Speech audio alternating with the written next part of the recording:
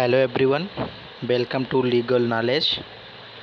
आपको हम आज बताने वाले हैं इलाहाबाद विश्वविद्यालय की जो एलएलबी की प्रवेश परीक्षा है, जो एंट्रेंस परीक्षा है 2025 में जो होगा, उसका सिलेबस क्या है, उसका पैटर्न क्या है, आप इस एंट्रेंस को कैसे क्रैक कर सकते हैं इलाहाबाद विश्वविद्यालय के मेन कैंपस या उससे जो एफिलेटेड कॉलेज हैं जैसे सीएमपी हो गया, आईएसडीसी हो गया, एडीसी हो गया, इन सब में कैसे जो है आप जो है प्रवेश पा सकते हैं। आपको कितना मार्क्स लाना होगा या इसका कितना कट ऑफ जाएगा, हम आपको जो है सीक्वेंस से बताते हैं। सबसे पहले बताते हैं कि इलाहाबाद विश्वविद्यालय का जो सिलेबस है, जो परीक्षा होता है, ये इलाहाबाद विश्वविद्यालय का जो सिलेबस है, ये देख रहे हैं। सिलेबस को कई पार्ट में डिवाइड करके आपको बताएंगे, जिससे आप जो है समझ पाएंगे और कितना क्वेश्चन आता है, कितना क्या होता है, सब आपको हम विस्तार से बताते हैं। चलिए देखते हैं परीक्षा की संरचना क्या होती है, इसका स्ट्रक्चर क्या होता है। चलिए देखते हैं स्ट्रक्चर। सबसे पहले इसमें बताया गया कि 150 प्रश्न कुल होते हैं। कुल कितने प्रश्न होते हैं? 150 प्रश्न होते हैं। और एक प्रश्न के लिए कितने मार्क्स मिलते हैं? 2 अंक मिलते हैं। यानी 150 प्रश्न रहेंगे, 300 अंक का होगा। टाइम कितना मिलेगा आपको? 2 घंटे का टाइम मिलेगा और एमसीक्यू बेस पे रहेगा। क्या रहेगा? एमसीक्यू बेस पे रहेगा। यहाँ तक हो गया। अब आगे बढ़ते हैं, यहाँ से देखते हैं 3 भागों में विभाजित होता है। यानी ये जो होता है 3 भाग में विभाजित होता है। प्रत्येक भाग जो होता है 100 अंक का होता है।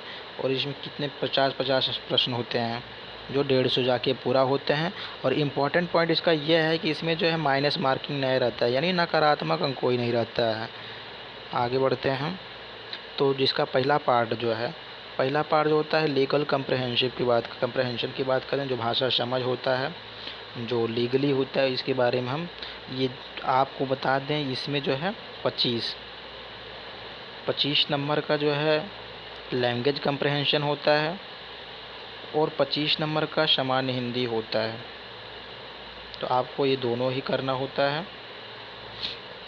सबसे पहले इसके जो है लैंग्वेज कंप्रहेंशन में देखें तो जो इंग्लिश वाला है तो कंप्रहेंशन पैसेज देता है, वोकैबुलरी देता है, जैसे सिनोनिम्स हो गया, एंटोनिम्स हो गया, अन्य जो पार्ट होते हैं वो देता है। उसके बाद ग्रामर में बात करें तो सिंथेटिक्स होता है, ग्रामर्स होता है। उसके बाद फिगर ऑफ स्पीच होता है, इडियम फ्रेज होता है, वन वर्ड सब्स्टिट्यूशन होता है और लीगल टर्म, ये इम्पोर्टेंट है, लीगल टर्म और प्रिसाइज राइटिंग, इन सब के बारे में भी पूछता है। लीगल टर्म जो आपको हम बताएंगे, यदि आपको देखना होगा तो आप जो है इसी चैनल पे बने रहिएगा, या तो आप कमेंट करके बताइएगा तो हम वीडियो जो है अपलोड कर देंगे बना के, जैसे कि आपको एग्ज़ाम में जो है हेल्प हो जाएगा। चलिए आगे बढ़ते हैं, इसके हिंदी के सिलेबस को देखते हैं। हिंदी के सिलेबस में आपको क्या पढ़ना है? हिंदी के सिलेबस में जैसे हमको पढ़ना होता है, जैसे भाषा कौशल, जैसे व्याकरण हो गया, व्याकरण से जुड़ा कोई शब्दावली हो गया, उसको पढ़ना होता है।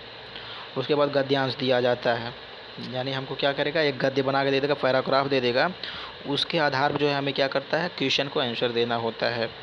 पर्यायवाची जानते हैं आप लोग, पर्यायवाची होगा, विलोम होगा, समानार्थी शब्द होता है, मतलब जो एक समान दिखते हैं। वर्तनी यानी त्रुटियां होता है, जो उसमें सुधार करने के लिए दे देगा। मुहावरे देगा, वाक्यांश देगा, एक शब्द प्रतिस्थापन के लिए जैसे कोई एक वाक्य दे दिया, आपको इसको शॉर्ट करके एक शब्दों में करना होगा, तो लोकोक्तियाँ देगा, अलंकार देता है। ये आप लोग जो है अच्छे से जो है पढ़ लीजिएगा। उसके बाद आगे बात करते हैं, नेक्स्ट जो टॉपिक है ये है सामान्य जागरूकता और समसामयिक घटनाएं। यानी ये जो है जीएस की बात करता है, करंट अफेयर की बात करता है। इससे जो क्वेश्चन पूछा जाता है आपको बताते हैं। सबसे पहले इंडियन और वर्ल्ड जियोग्राफी की, जो वर्ल्ड हिस्ट्री की बात कर रहा है, यानी भारतीय और विश्व इतिहास से जो क्वेश्चन आएंगे। आप जो इसके लिए क्या करेंगे, जो लूसेंट होता है, लूसेंट पढ़ लेंगे तो ज़्यादातर यहाँ से जो है आपका हो जाएगा। इसके लिए आपको इधर उधर भटकना नहीं पड़ेगा। उसके बाद साइंस एंड टेक्नोलॉजी पढ़ लेना। साइंस एंड टेक्नोलॉजी के बाद आता है हमारा जियोग्राफी है। उसके बाद जो नेशनल और पॉलिटिकल इकोनॉमिक्स होता है ना, ये करंट की बात कर रहा है, इकोनॉमिक्स से रिलेटेड जो भी करंट में चर्चा मुद्दाएं रहते हैं उसको आप थोड़ा सर्च निगाह से देख लेंगे तो आपका कवर हो जाएगा। और इन्वायरमेंटल इशू जो होते हैं करंट अफेयर में उसको देख लीजिएगा, या फिर कोई कॉन्सेप्ट वगैरह हो गया आप उसको पढ़ लीजिएगा। इंटरनेशनल ऑर्गेनाइजेशन की बात कर रहा है, जो अंतर्राष्ट्रीय संगठन होते हैं। अंतर्राष्ट्रीय संगठन का मतलब होता है जैसे WTO हो गया, उसके बाद ILO हो गया, उसके बाद WHO हो गया। मतलब इन सब जो इंटरनेशनल ऑर्गेनाइजेशन उसके बारे में पढ़ लेना है आपको। जैसे IMF हो गया, इन सब के बारे में थोड़ा बेसिक आइडिया ले लेना है। फैक्ट ज़्यादातर क्या पूछता है इसमें, फैक्ट ही पूछेगा आपसे, आप इसको पढ़ लीजिएगा। इसका फिर आगे का सिलेबस देखते हैं। इंडियन कल्चर भी पूछता है ना, ये इंडियन कल्चर हो गया। उसके बाद इंटरनेशनल मूवमेंट की बात करता है, यानी भारतीय कला और जो है आंदोलन की बात करता है। राष्ट्रीय जो आंदोलन हुए थे उसके बारे में जो है पूछता है। ये आपका हिंदी में दिया है नीचे सिलेबस, आप इसको देख सकते हैं। अगर इसका आप PDF चाहते हैं, क्या चाहते हैं इसका, अगर आप PDF चाहते हैं तो ये जो टेलीग्राम है, टेलीग्राम से आप जुड़िए, अब इसका आप जो है PDF पा सकते हैं।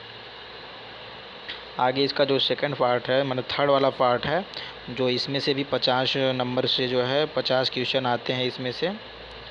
इसमें से भी जो आते हैं 50 क्वेश्चन आते हैं टोटल, जो 2 सेगमेंट में डिवाइड है। हमारा दोनों सेगमेंट कौन कौन सा है, एक जो है देख रहे हैं आप तार्किक और विश्लेषणात्मक क्षमता करके, यानी रीजनिंग और मेंटल एबिलिटी है। और दूसरा हमारा कौन सा है, लीगल एटीट्यूड। ये लीगल एटीट्यूड का मतलब है ये आपको, अगर आप LLB करना चाह रहे हैं तो जो आपके LLB के सिलेबस में पढ़ाए जाएंगे कुछ उससे रिलेटेड टर्म्स होंगे, कुछ कॉन्स्टिट्यूशन में जो लीगल टर्म्स हैं उससे रिलेटेड होंगे। जैसे न्यायालय से संबंधित हो गया, मतलब हाई कोर्ट हो गया, सुप्रीम कोर्ट हो गया, इन सब से रिलेटेड जो है कुछ क्वेश्चन आपको दिए जाएंगे। इसको देख लेते हैं। रीजनिंग में आपको क्या पढ़ना है, जैसे तार्किक और गणितीय विश्लेषण पढ़ लीजिए, सादृश्य पढ़ लीजिए, सायोलॉजिज्म पढ़ लीजिए, तर्क शक्ति पढ़ लीजिए, विषय को पहचानना, उसके बाद आलोचनात्मक सोच यानी क्रिटिकल थिंकिंग, मतलब डिसीजन कैसे लेंगे आप, इन सब के बारे में आप जो है पढ़ लीजिएगा। ये आपको जो है क्वेश्चन पूछे जाएंगे। अगर आपको जैसे PYQ भी चाहिए होगा, या फिर पैटर्न क्या होता है इसका, मतलब आप मॉडल चाहेंगे तो हम आपको भेज सकते हैं। लेकिन भेजेंगे कहाँ, आप लोगों को पता है ना। ये आप देख रहे हैं जो ये टेलीग्राम चैनल है, ये आप टाइप करेंगे तो या तो आप कमेंट में जो है मैसेज करेंगे, नहीं तो वहाँ हम पिन कर देंगे, तो आप लोग जो आराम से पा सकते हैं। ये देख रहे हैं, यही है टेलीग्राम चैनल। यहाँ से जो है आप लोग जो है आराम से जुड़ सकते हैं। तो हम आपको जो है वहाँ पे जो अपडेट करते रहेंगे, चाहे करंट हो जाएगा, चाहे करंट इशू जो होगा, या फिर टॉपिक वाइज जो हम PDF आपको बना के देंगे, बस आप पढ़ लेंगे, उतना ही काफ़ी रहेगा। क्योंकि बहुत लोग एग्ज़ाम दिया, हम भी दिए थे, सब लोग का हो जाता है, दिक्कत नहीं होता है। अब आपको बताते हैं इधर क्या पढ़ना है। जो लीगल एप्टीट्यूड है इसमें क्या पढ़ना है। लीगल एप्टीट्यूड में बात करें तो जैसे कॉन्स्टिट्यूशन को आप पढ़ ही लेना है, इसका हम आपको दे देंगे। मेन जो क्वेश्चन आता है उसको बता देंगे। और जुडिशियल सिस्टम जो होता है, न्यायिक प्रणाली जो होता है, उसको भी आपको बता देंगे। उसके बाद लीगल प्रिंसिपल और पर्सपेक्टिव जो होते हैं, माने विधिक सिद्धांत जो होते हैं, ये आपको हम बता देंगे। ये जो वाला पार्ट है ये आपका हम अच्छे से कवर करवा देंगे। इससे भी जो भी क्वेश्चन आएगा आपका, एक भी क्वेश्चन जो है आपका छूटेगा नहीं। बस आप लोग जो है चैनल पे बने रहिएगा, तो हम आपको बता देंगे। आगे बात करते हैं, ये आपको जो बताएंगे, ये मैटर जो आपको मिलेगा, ये मैटर जो आपको मिलेगा फ्री रहेगा। इसके लिए आपको कोई चार्ज नहीं लगेगा। और सबसे पहले ये जो मैटर आपको देंगे, हम प्लेलिस्ट बनाएंगे। इसके लिए हम क्या करेंगे, प्लेलिस्ट बना देंगे, और उसी प्लेलिस्ट में जो है सब डाल देंगे। आप जो है जाके वहाँ से देख सकते हैं सारे सब्जेक्ट को। और बात करेंगे हम इसके लिए, जो मॉडल आंसर होते हैं, क्या होते हैं, जो मॉडल आंसर होते हैं उसको भी हम यहाँ पे डालेंगे, और मॉडल प्रश्न भी डालेंगे।